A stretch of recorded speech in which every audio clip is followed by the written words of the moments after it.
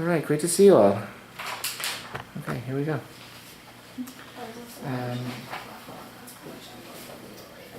We have been.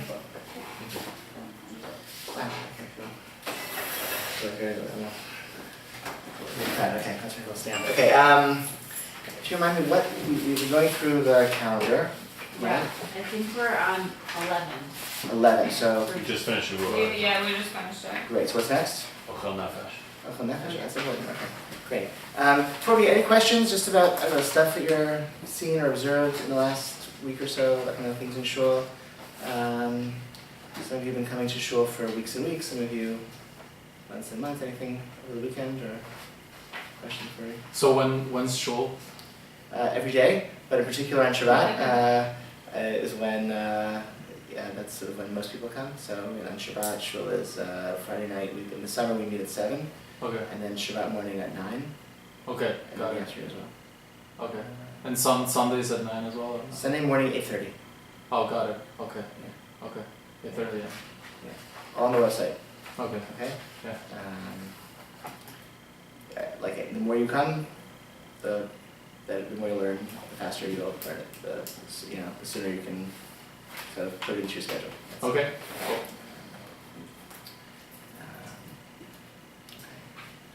Ochel Nefesh. Okay, so, and again, I like this. The nature of this is the 10th class in this cycle. So those of you who are jumping in the beginning, it's a little bit. It could be a little disorienting. The alternative would be to only allow new students like once every. You know what I mean? Which I think would just be a disaster. So just if you don't understand everything, just we'll try to bear with me. Okay, so that's just the way it is. And again, you can catch up on all the videos, if you want, if that's helpful, or just wait until it comes out. So, the Torah says that Yom Tov is identical to Shabbat, except for categories of labor called Ochel Nefesh. So let's just remind ourselves, what is forbidden on Shabbat? Shabbat, there are how many forbidden categories of labor? 39. Good. And what are they called? Is the Hebrew word for categories of labor? Milachot. Good. Milacha means creative labor. Plural is milachot. Excellent. Okay, so the 39 prohibited categories of labor on Shabbat, plus all of their extensions and derivatives and rabbinic legislation that extends them and adds new things. And all of them as well are forbidden on Yom Tov. So let's just clarify what we mean by Yom Tov. Yom Tov are the biblical holidays upon which work is forbidden. So what are they? Let's name them. They're all listed on your sheet. Which ones are Yom Tov where work is forbidden? Excuse me? Yom Kippur. Yom Kippur is one, good. Rosh Hashanah is another, good. Sukkot. Pesach, good. Shmini Atzeret, good. Good. I think that's it. Okay? Those are Yom. Those days, just like Shabbat, labor is forbidden, writing, using electric devices, travel, etc. Except the Torah says that can't do labor, but you can do Ochel Nefesh. You can do those types of labor that are necessary for basically eating in an enjoyable way on the holiday itself. So what does that mean? The rabbis defined very particularly what's Ochel Nefesh, what's included in this leniency that the Torah gives of Ochel Nefesh. And the rabbis said the things that are permitted because of Ochel Nefesh are, one, carrying. We're allowed to carry on Yom Tov. One of the forbidden categories of labor on Shabbat is carrying, either from a private domain into a public domain, or more than 4 cubits, 6 feet, in a public domain. That's forbidden on Shabbat, permissible on Yom Tov. That's a carry on Yom Tov. Even without an Eruv, which allows us to carry on Shabbat, you don't need one to carry on Yom Tov. Carry keys, push a stroller, carry a book, or food, to someone's house. Second, you're allowed to transfer a fire. You can't light a fire, but you can transfer a fire. So if you have let's say a 24-hour candle, you can use it to light a match. You can use it to light if you have depending on the type of stove you have, you can use it to ignite, start your oven, or start a stove. If you can't, in fact, if your stove has a pilot light, you could really just light it directly. If it has then you can't, because that's igniting, okay? If there's a way to bypass that and just light with a pre-existing flame, like from a match, from a fire, to the oven, that would be fine. You could light candles on Yom Tov if you light them from the pre-existing flame. Okay, so that's actually how we light Yom Tov candles. We light candles before Shabbat starts. You light candles before Yom Tov starts as part of the celebration of the holiday. On the second day of Yom Tov, since it's already Yom Tov, you can't light the Yom Tov candles for the second night with the match. You can light them from a pre-existing flame. So you put like a 24-hour candle next to your candle set, and you, which reminds me to order your candles, and you use that to light the Yom Tov candle. Finally, you're allowed to cook on Yom Tov. And not only cook, all of the Torah's, the whole complicated system of laws about heating food, etc., none of those pertain on Yom Tov. You're allowed to cook from scratch, and certainly warming up cold things and putting directly on the fire. You don't have to worry about a blech or a plata or a warming tray, any of those things. You can cook on Yom Tov fresh food, which can be helpful if you're hosting, etc. Okay. So that's ochel nefesh. So ochel nefesh is the term for the category, the forms of labor, the activities that are prohibited on Shabbat but permissible on Yom Tov. What about extinguishing a fire? Extinguishing a fire is not allowed, but you can turn off a fire if, let's say you have something that's cooking on a gas range. You can turn off the gas range because that's not real. You don't create it with the charcoal? Exactly. Good. Excellent. Right. Extinguishing a fire is only maybe if you remember, some of you were here, we talked about this. A biblical prohibition on Shabbat is only forbidden if you do the activity in a productive way to create something. So extinguishing a lamp or blowing out a fire is only prohibited on a biblical level if it's to make charcoal from the wick. So there's no wick for a gas stove. So it's not a biblical extinguishing anyway, it's a rabbinic. And B, it's not even a direct extinguishing, you're just turning off the flow of gas. So it's called grama, it's called an indirect causation. And to indirect causation, you're allowed to extinguish a fire through indirect causation to prevent loss. So to prevent your food from burning, to prevent, wasting gas, you can turn off a gas stove on Yom Tov. That's as I was taught, it's not everyone says that, I believe that's true. That's what I do. Here's gas, so they light it again, so just be careful if you're ready to turn it off. And you can certainly adjust it, so you can put it down low, and then put it up again to cook something else, keep it down low during the rest of the day. If you feel safe doing it. Just be careful, it's having open flames even low is a little bit dangerous, so just be careful about it, that's what you're going to do. And you can, and the oven, you can keep stuff in the oven, and then your oven on over, we often keep our oven on over all of Yom Tov, and we do a lot of just keeping things in the oven, because we can't do that on Shabbat, but it's very easy to just put things in the oven on Yom Tov.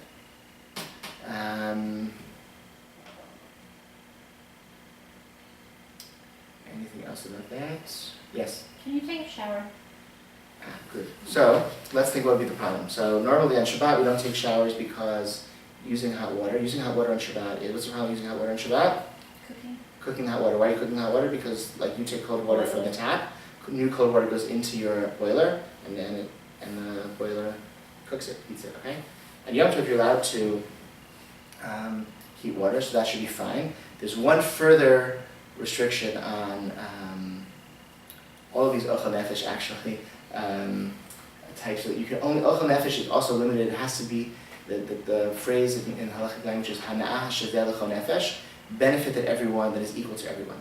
So it has to be something that everyone enjoys. So you can spread a fire to create light or heat because everyone benefits from light or heat. It's not like a weird thing that you're like this weirdo who likes eating dinner in a room that's lit. That's like everyone likes that. Halakhic literature talks about it's permissible not to, you can't light a new fire, but you can spread a fire. You can share a fire that's pre-existing. For example, to light a cigarette from an existing flame, because everybody likes to smoke, right? Who doesn't? So that's the halakhic literature from the early 20th century talks about smoking on Yom Tov being permissible because everyone enjoys that. Showering in the Middle Ages, you have sources that say, well, showering really. Most people don't really. Hello, can I help you? How you doing, Rabbi? Fine, thank you. When you get done, I want to talk with you. Okay. Thank you. All right, I'll you sit will. down here. Okay, we're gonna be teaching for a while, so it's gonna. All right. I'll sit down Okay.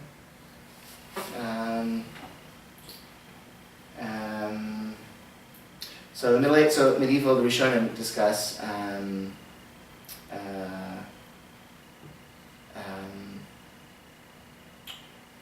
warming water for the sake of washing one's body, to bathe, shower is something which really, like, something that not most people really enjoy or do. And so there are restrictive opinions in the early Halachic literature. I think it is like reasonable to revisit that and to claim that actually everyone, like if you shower every day and if you go a few days without showering, you tend to feel not so nice. And certainly if you in fact feel not so nice because you got kind of sweaty, it's a hot day, and you were active, and you'll sleep better or just feel better for the, then I think it's permissible to shower, and I do shower in Yom Tov. You should shower before Yom Tov. Like, I think that's also, like, you don't want to disincentivize going into the holiday with, feeling healthy, etc. But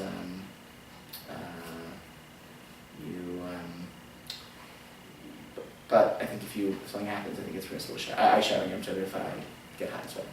Do you still have to be concerned about like squeezing out Yes, your hair absolutely, and, yes. and So- squeezing out the towels? And Yes, so that's it. So here, that's not an issue for me, but one would have to, not squeeze out your hair or use a Bar of soap. bar of soap, or use a washcloth or a washcloth or squeeze it exactly. Yeah. Does that mean you can't brush your hair if it's going to break the hair? Because I read something in like laws of Shabbat 1 that Yeah. you can't like break. So you can't pull out a hair. This is not leaving aside Yom Tov, not just like pure Shabbat law or Shabbat and Yom Tov. If you brush your hair in a way that is going to very likely pull out hair, even though your intention not to pull out hair, if it's a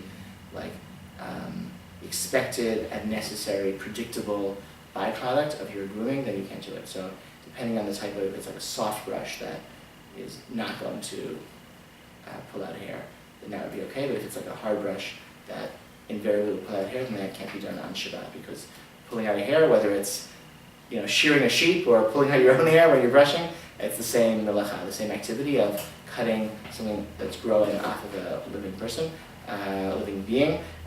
With your brushing, it's not intentional, so it's not biblical, or it wouldn't be biblical except if it's a necessary, predictable outcome of your action, and that kind of, you can't like say, well, I didn't really mean to, because you knew it was going to happen. So. Good? Okay. That's Ochel Nefesh. I think that's all the same with Ochel Nefesh. So, Yom Tov, again, generally easier, it's like sort of easier in some ways, all typically around cooking and so, it's important, one other thing. Ochel Nefesh, though, as a leniency, only exists as a leniency for the sake of enabling Jewish people to celebrate Yom Tov.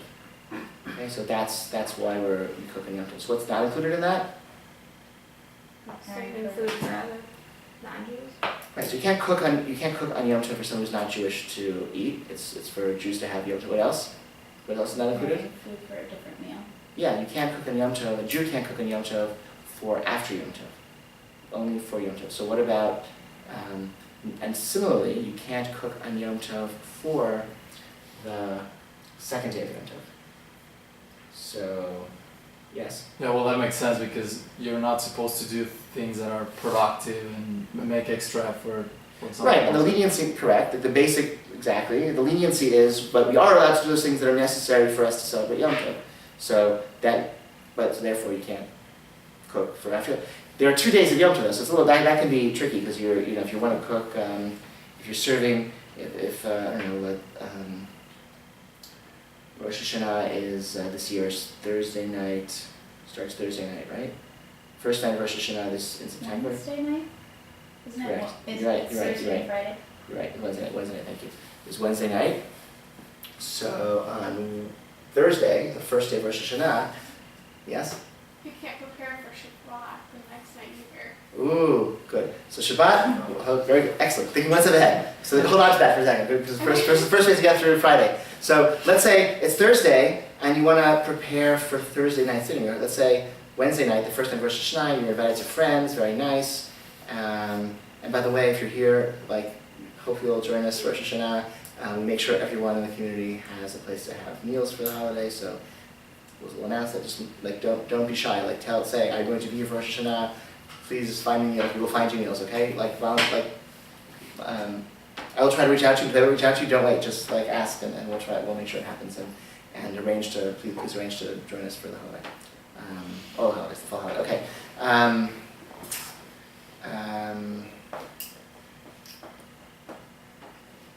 Wednesday night you go out, you write it out.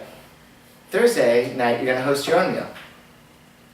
Thursday night, so when are you gonna cook that meal? You wanna cook that meal on Thursday, for Thursday night. You can't do that, because Thursday night is already once the sun sets, that's already the second day, it's like the next day.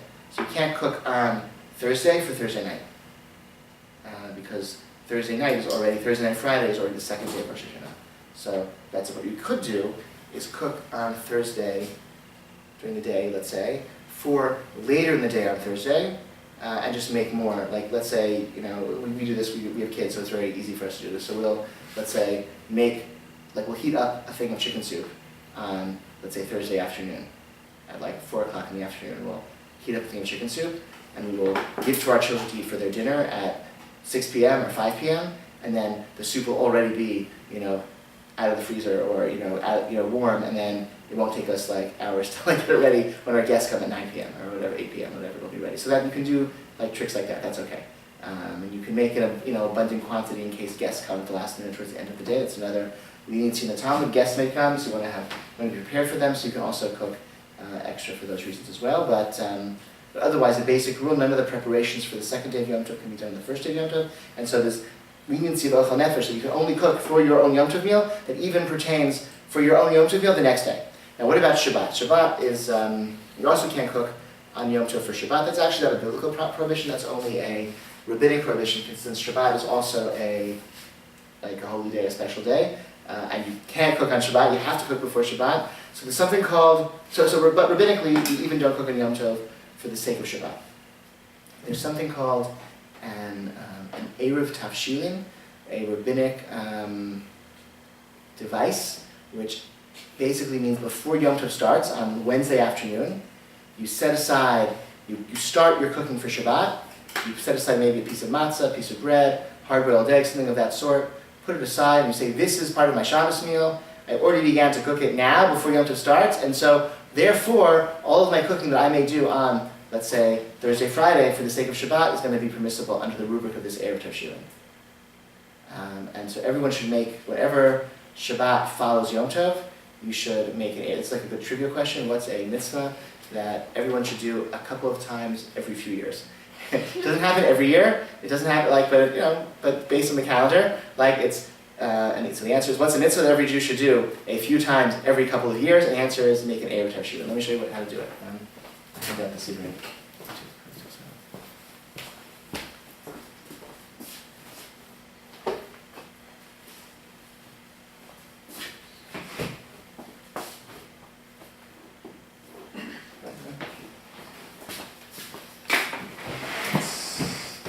Thank you.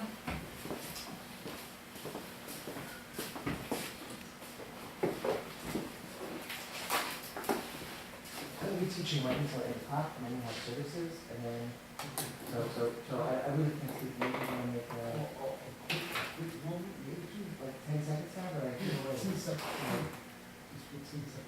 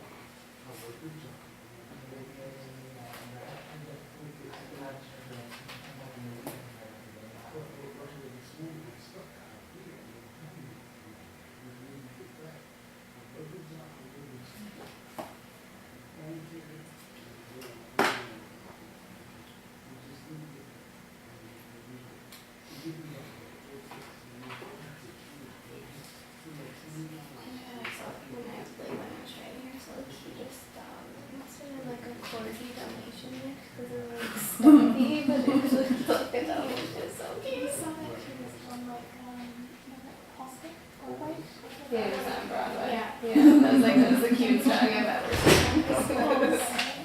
It's bodies. Alright, you want to find Erev Tavshilin in the field presence?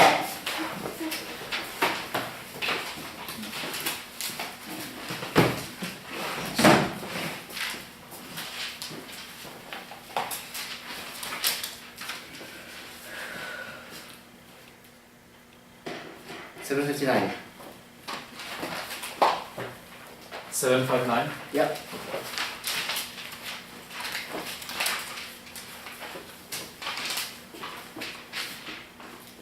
Okay, second half of the page. This was a little introduction here, okay?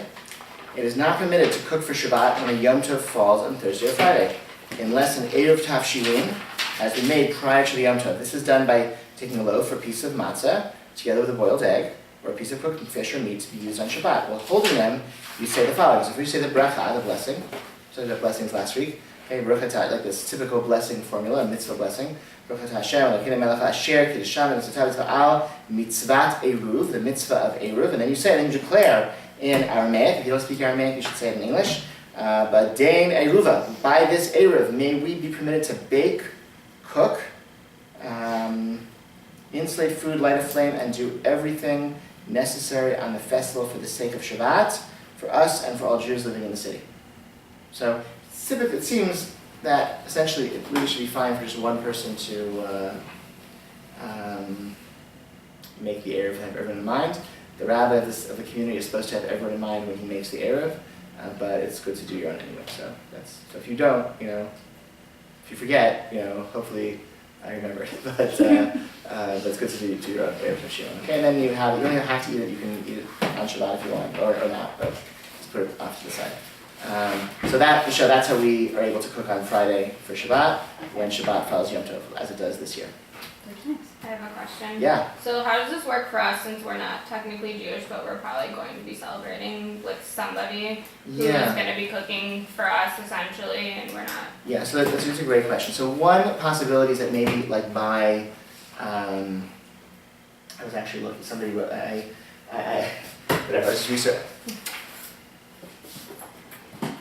I've been researching some of these questions. So one possibility is that by the fact that you are conversion candidates, you are like already enough in the rubric that like celebrating Yom Tov is like something you should be doing, and so like having you as part of people's Yom Tov meals like should happen. Also, people should. It's probably best that people don't like cooking for you should not like make.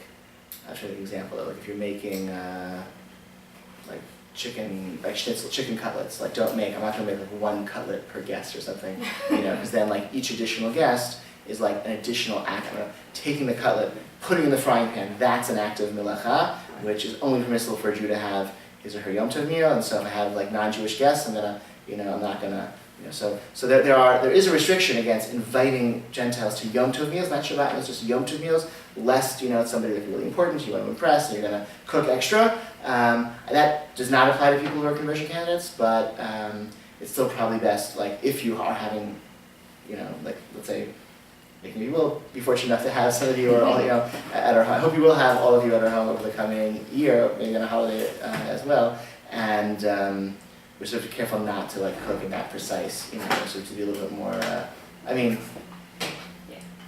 Generally like Makes sense. my wife feels we have to have like 30% more food than we need at any sort of holiday meal. Like that's her MO. So it's never an issue. But like so depending on what you might cook, if you make out of stuffed peppers or like if like each individual thing you're gonna do per guest, so that might be a problem if it's somebody not Jewish to be a thing. Yeah. Okay. All right. Very good questions. I like sensitive. Okay, good. What's next? Chol Hamoed. Chol Hamoed. Oh, great. So 2 holidays have something called Chol Hamoed. It's Chol Hamoed. It's almost a contradiction, oxymoron. Chol means. Is that a word that's familiar? Do you know what chol? All. What? All. No, kol means all with a Hole. Chol, yeah. Like a hole In Hebrew, chol Yeah. with a chet. It means. Doesn't mean a hole? No. Chor means hole. Oh. Okay. Maybe that's weird. Chol means like mundane, okay? Like ordinary, like a weekday. A weekday is a yom chol. So Chol Hamoed is like the weekday that's part of the holiday, the non-holiday part of the holiday. That's kind of strange, but we have it twice during Sukkot and during Pesach. We have Sukkot is the first days of Sukkot are Yom Tov, no work, full festival days, and then the last days of Sukkot or really Shmini Atzeret and Simchat Torah, which are sort of like the last days of Sukkot, are Yom Tov, no work, etc. And in the middle is something called Chol HaMoed. So Chol HaMoed, it's like this intermediary oxymoronic status. So too with Pesach, the first days of Pesach are Yom Tov, no work, etc. The last days of Pesach are no work, etc. And in between it's called Chol HaMoed. So Chol HaMoed, you're allowed to work if it is for the sake of avoiding loss, or if it's for the sake of enjoying Yom Tov. So you can't, you should avoid writing or plowing or etc., unless by not doing it on that day, you'll come to some sort of financial loss. Like, take the day off from work unless, you need to for your job, right? If you can take off, if you have vacation days, you should not go to work on Chol HaMoed. If you don't have vacation days, go to work on Chol HaMoed. You're not allowed to, can't write, can't use electronic device unless it's for the sake of enjoying the day. So you get in the car and drive to the museum, or to the zoo, or to the amusement park, or to the mountains, or whatever, or to the beach. And you can do things but it should all be about enjoying the day. In cities with I don't know if I haven't noticed it in Chicago, but in New York, you have Orthodox Jews take over New York because schools are out, and people generally take off from work, or are able to take off from work, and many businesses close, and people just go to museums and go to parks and go to ball games and go to, so if sometimes there's depending on the season, there could be a Yankees game during Chol HaMoed Pesach, and it's I don't know, I feel like half the game is Orthodox Jews.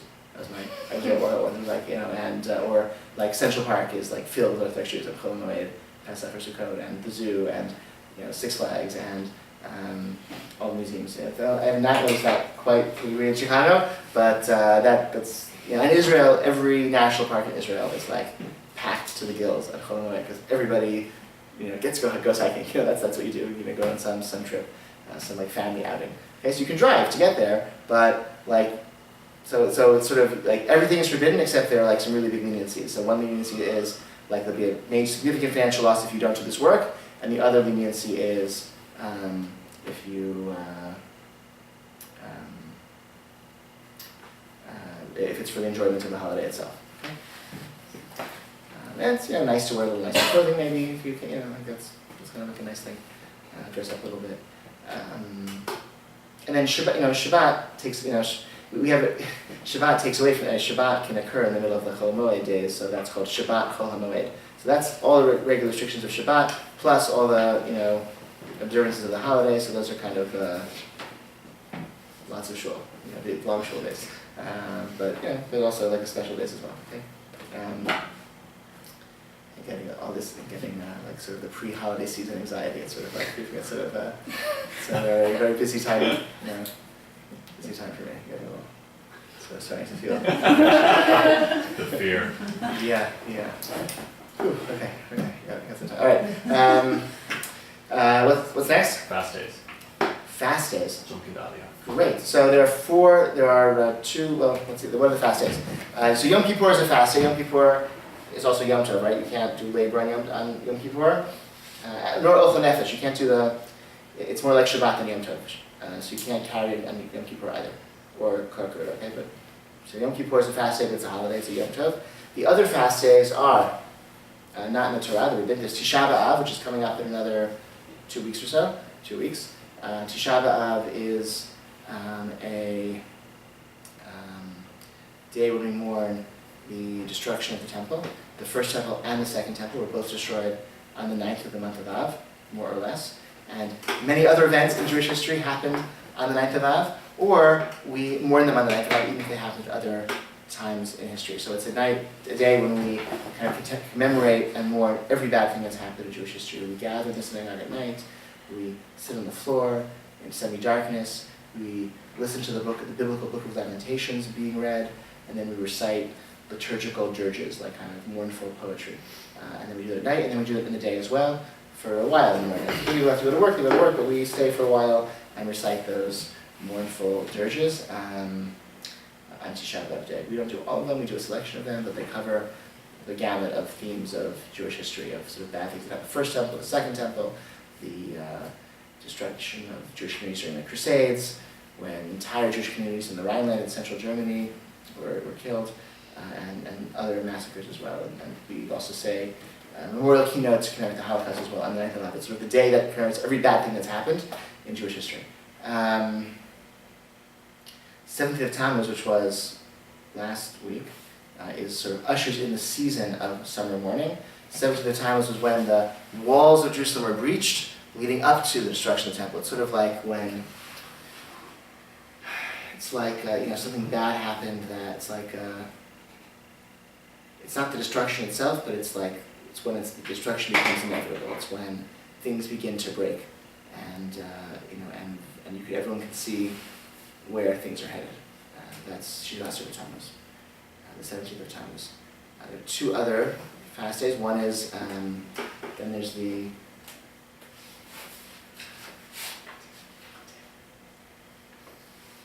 somebody walked by in Kiva and he clearly was asking me, what time is it? So I said 8, 10. What do we have at 8:10? What service? Mincha, the afternoon service for Sunday afternoon. Mm-hmm. And you're all encouraged to stay for.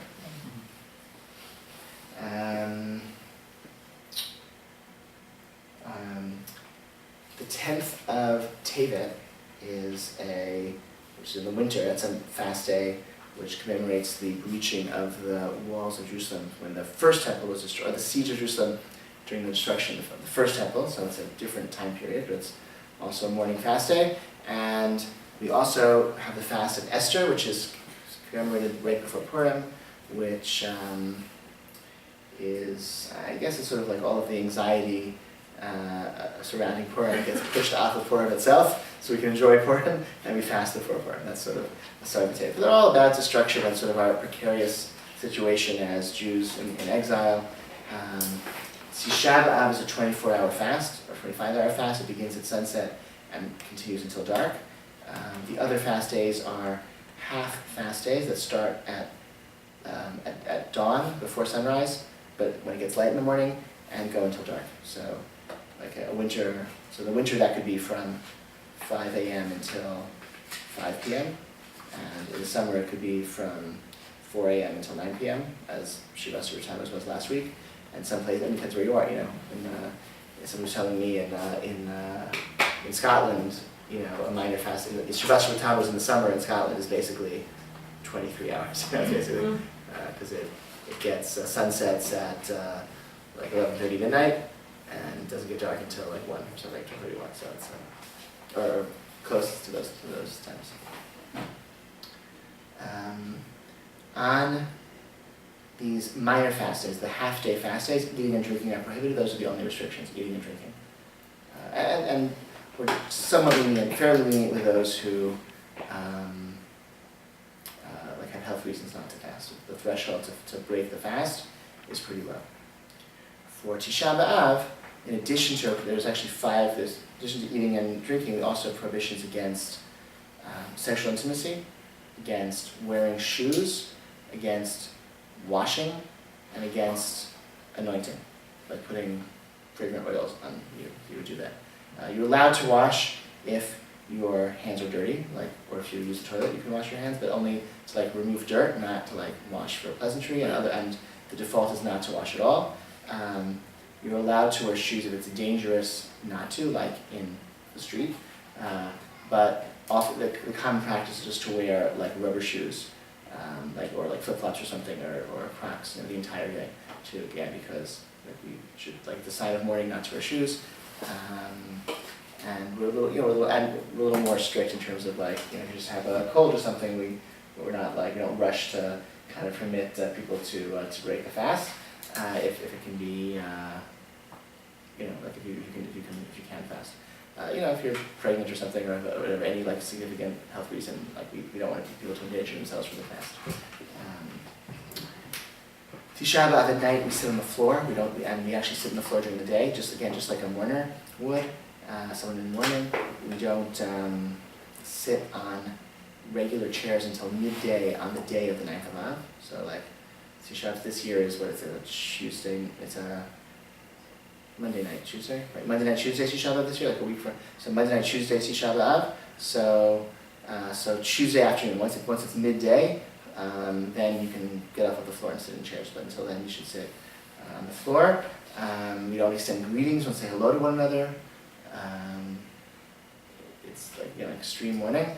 Men don't wear tefillin on Tisha B'Av in the morning, and we wear tefillin instead at mincha time in the afternoon. We wait until mincha to wear tefillin, talit and tefillin on Tisha B'Av. Again, sign of extreme mourning.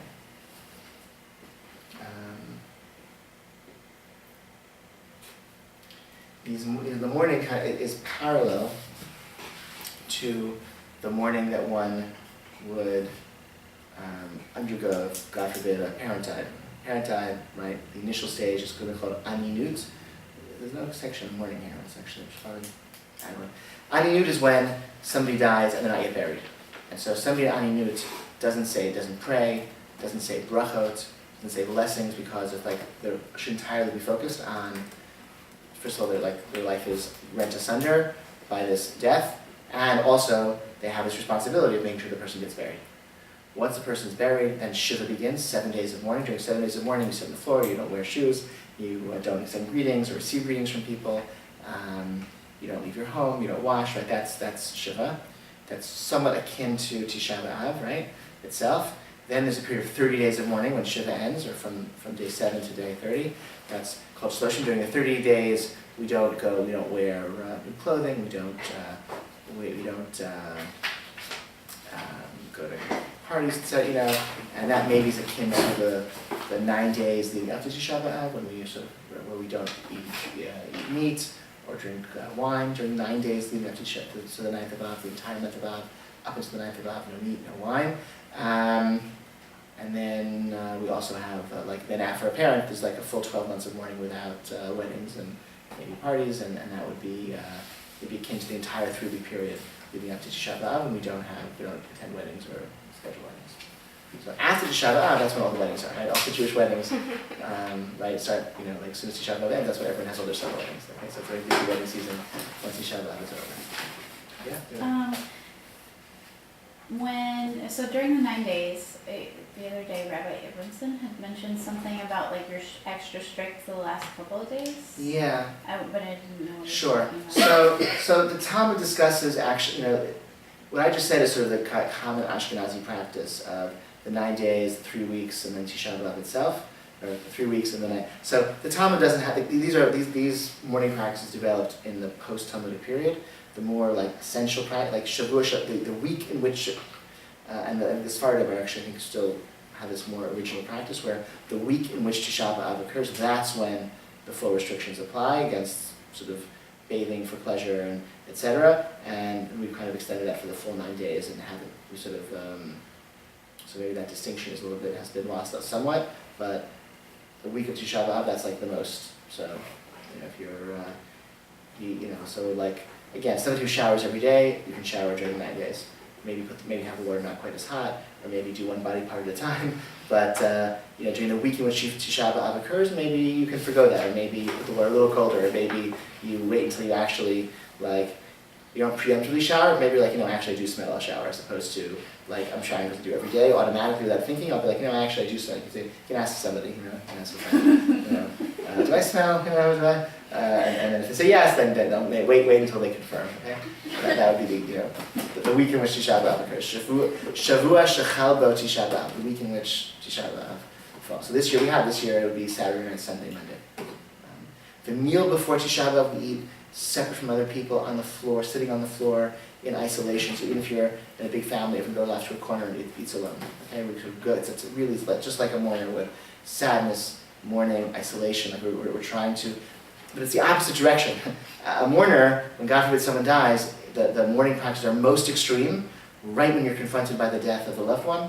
And then the whole point of these rituals of mourning is to gradually reacclimate the person to society. That you suffer this loss, that grief is isolating, and then mourning gives someone a framework to feel comforted and supported by the community, and then gradually, slowly, at a pace that is psychologically healthy, reintegrate that person back into normal life.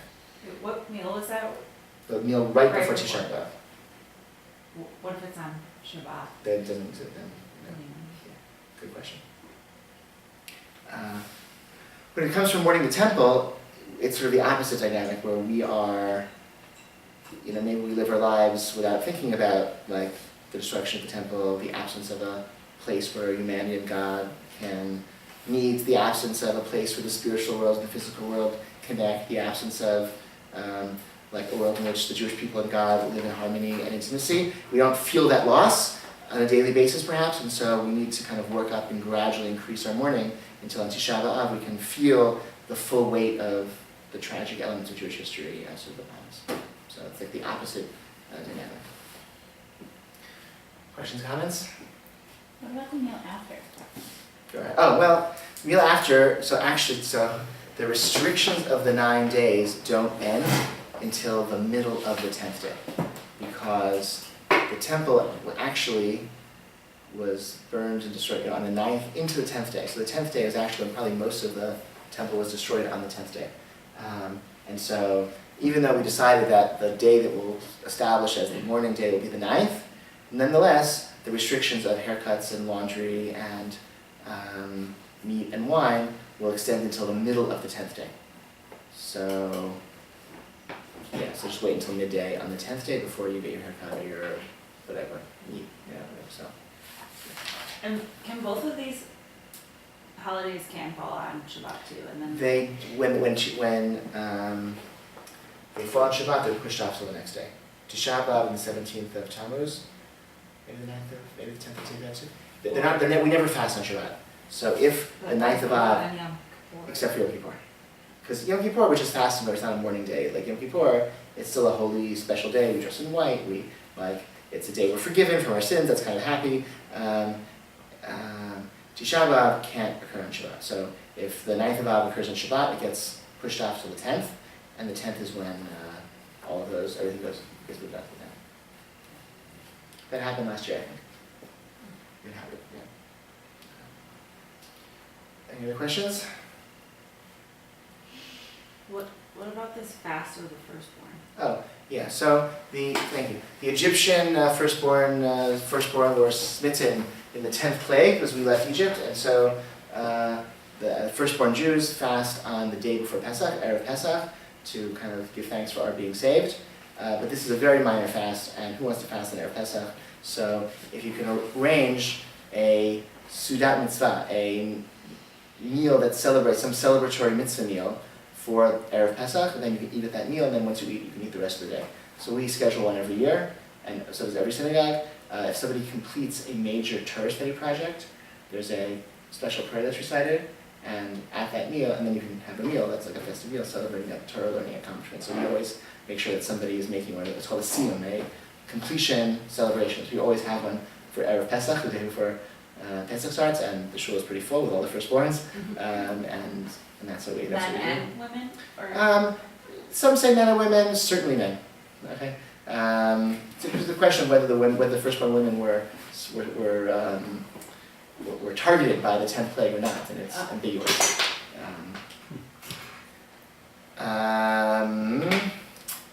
And so too, it's just a Sudat Mitzvah, a mitzvah celebratory meal, also allows one to eat meat during the 9 days.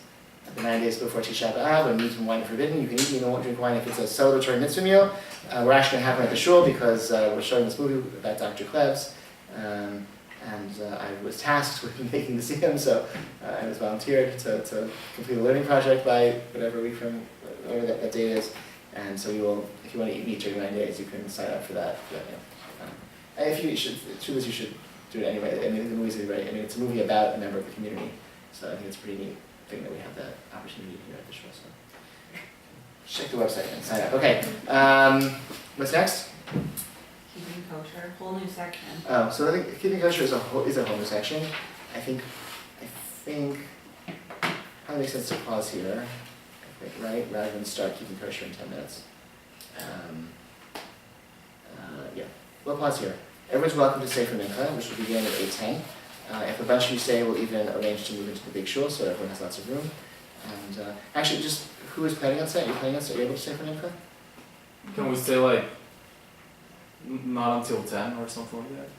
Is it possible to stay for 40 minutes or something like that? Yeah, Mincha is a short. Weekday Mincha is a short tefillah. Yeah. Okay, yeah, we should be out of here in like 30 minutes, right? Oh, Yeah. yeah. Okay, So so we'll move into the big show. I'll just show you. If you look at page, go to page 207. Start the camera, please. Can I make a suggestion about the video? Yeah. It would be, I don't know if there's a reason